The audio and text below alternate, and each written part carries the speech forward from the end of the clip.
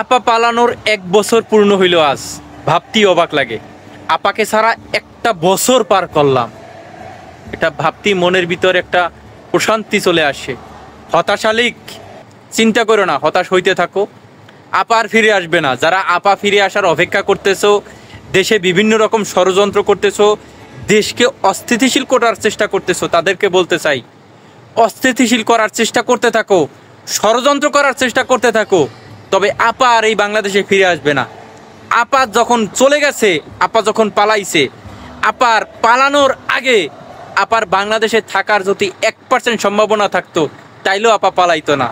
তাই একটা কথাই বলতে চাই, স্বাধীনতার শুভেচ্ছা, স্বাধীনতা দিবসের শুভেচ্ছা। শত শত শহীদের রক্তের বিনিময়ে, জীবনের বিনিময়ে আমরা এই দেশ পাইছি।